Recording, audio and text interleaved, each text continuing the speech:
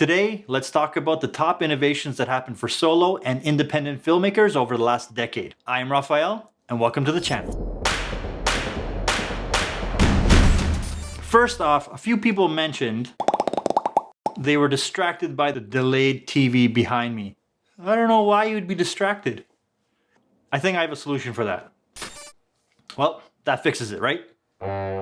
I want to say thank you to everyone that subscribed. This channel is really new. It's really encouraging the thoughtful comments and conversations that you guys are doing in the comment section.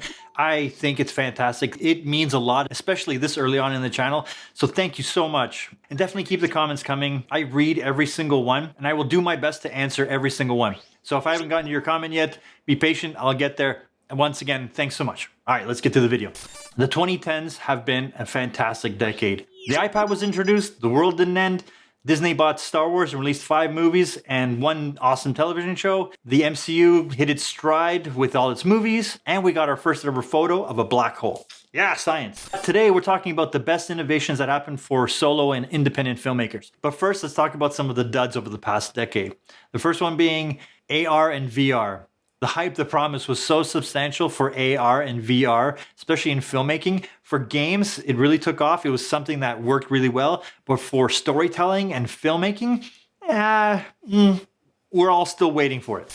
Another big dud, in my opinion, was stereoscopic 3D. After Avatar came out in 2009, the surge of 3D films and 3D home theaters and 3D TVs and then 3D cameras to capture stereoscopic stuff, it was all the rage. It had such a climax in the early 2010s when people realized how hard it was to create really good content for that and how to create proper content for it, that not only were you working with one piece of footage, but you're working with 2 near identical pieces of footage, usually captured with 2 separate cameras. If they weren't calibrated exactly, the 2 images looked different and then gave you this queasy feeling. A lot of people didn't like the experience. They pushed so hard to convert films and older films and do all this crazy stuff, and it's just, where did it go? It never really amounted to much, and the excitement wore off really quickly, and no one is buying any gear that can capture 3D properly anyways. So the 2010s have been a fantastic decade. These are the top innovations that happened for solo and independent filmmakers. I would say it's leaps and bounds better than it was 10 years ago. The first one is affordable LED lights. They produced less heat, required less power.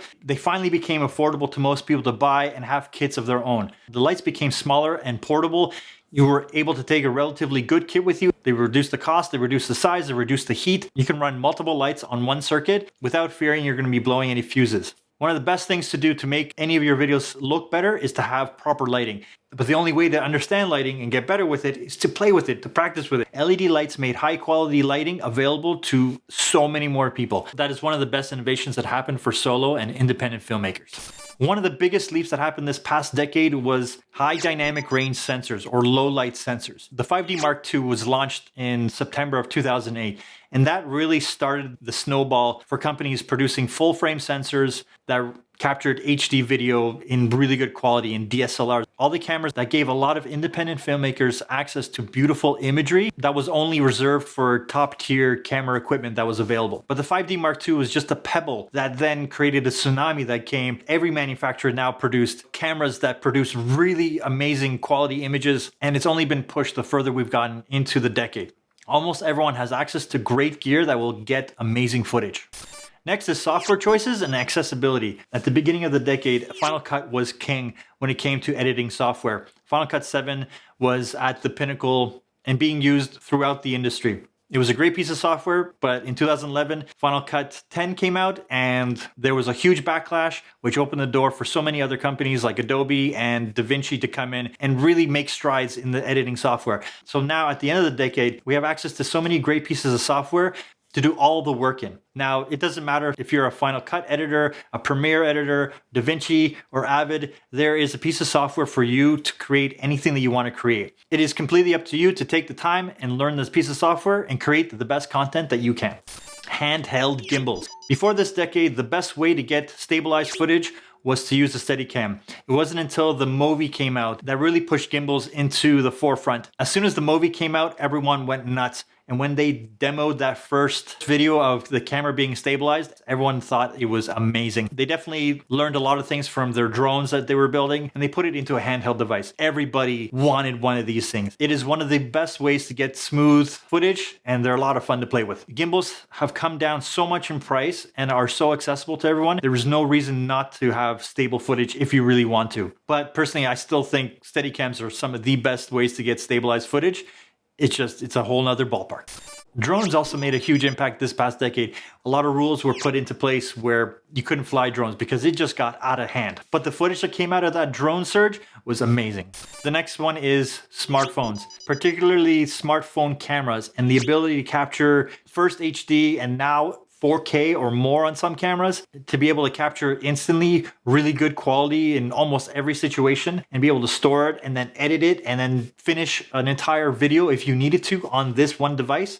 Don't laugh at me for my iPhone 10. Smartphones have been one of the best tools that have happened for independent and solo filmmakers. This is the reason why Instagram, YouTube, Vine, and all those platforms really took off, because people were able to create content in the instant they had the idea. They didn't have to wait for specialized equipment, specialized cameras, or lighting. They were just able to get it done. Smartphones have been one of the best things to get more people creative. There's a huge surge of people posting videos and photos just from their iPhones, but that led to people trying to get better and better photos and videos.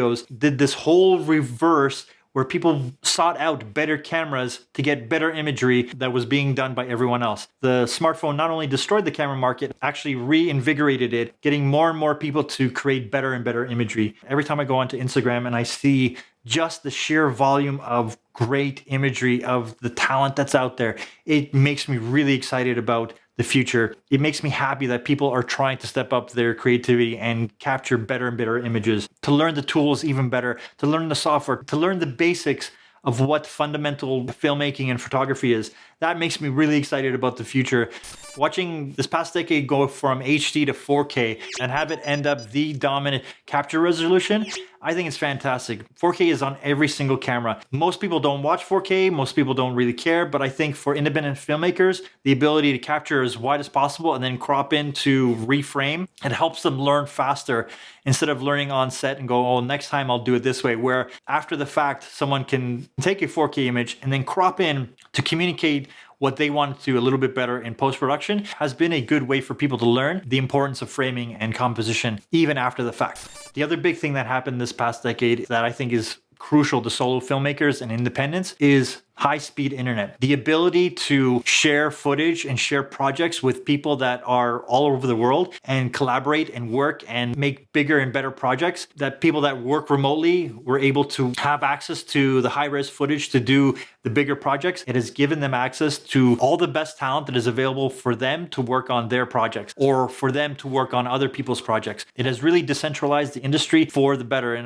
my opinion. And I actually believe it's going to push further into the future. High-speed internet for remote work and review. One of my early fantasies was to create a post house on a tropical island where producers and directors would come, where they would edit their films and do the post-production on a nice tropical island. It's beautiful. So when they're done in the editing room, they would go out and enjoy the space. They have to be there for so long. Why not make it an amazing experience overall? I still think I may do that, but people will just send me the footage, but I'll be living on the tropical island.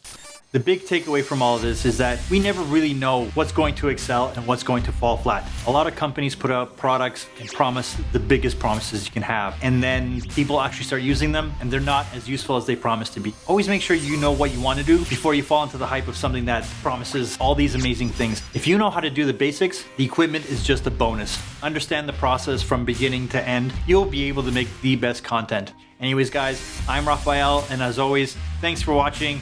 Give me a big thumbs up, subscribe, and I'll talk to you soon. Bye for now.